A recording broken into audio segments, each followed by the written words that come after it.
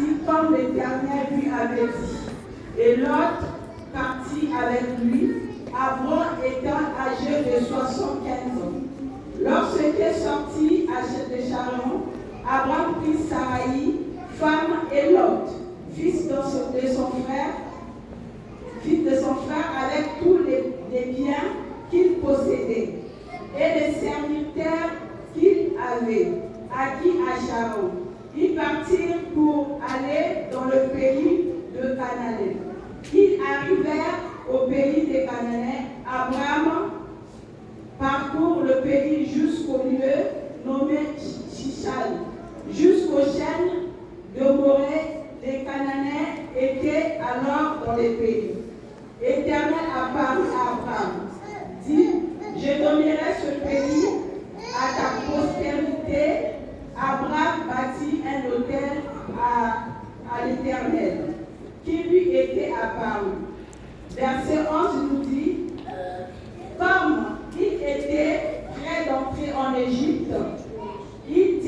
Sarai, sa femme, voici, je sais que tu es une belle femme, une femme belle de figure.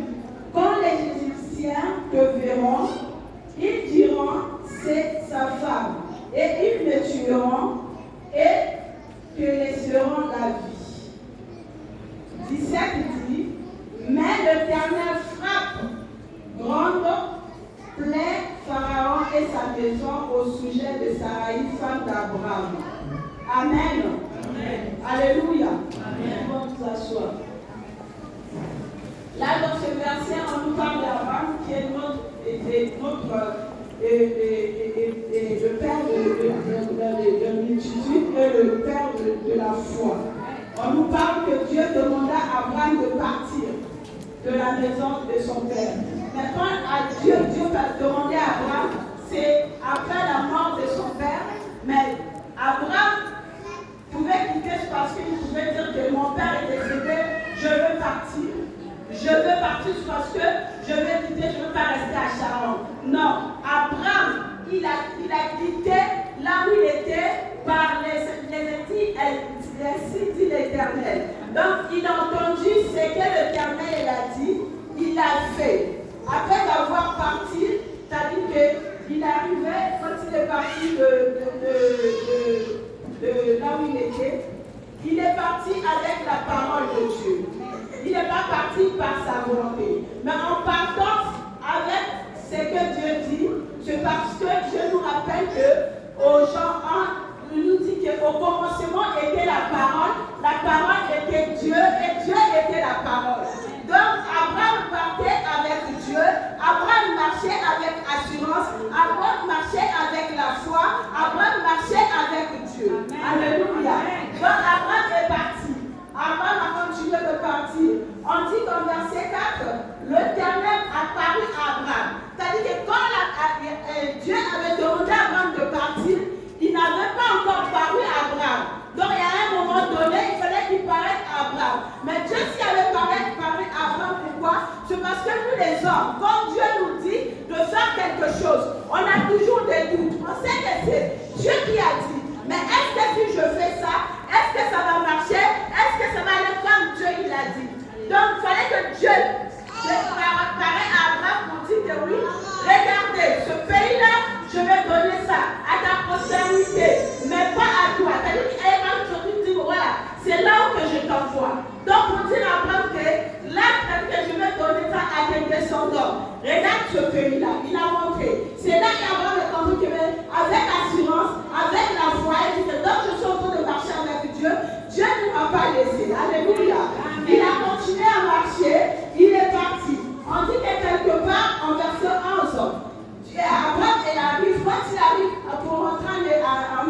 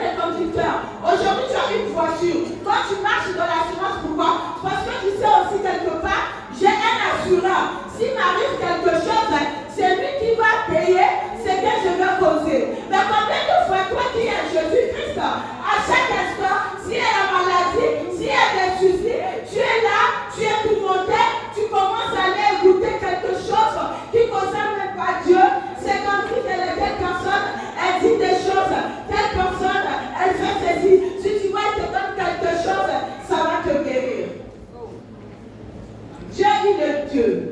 Dieu ne peut pas changer son temps par rapport à toi. Mais si tu veux que Dieu change le temps, Dieu change les choses, Dieu il voit les dispositions de ton cœur.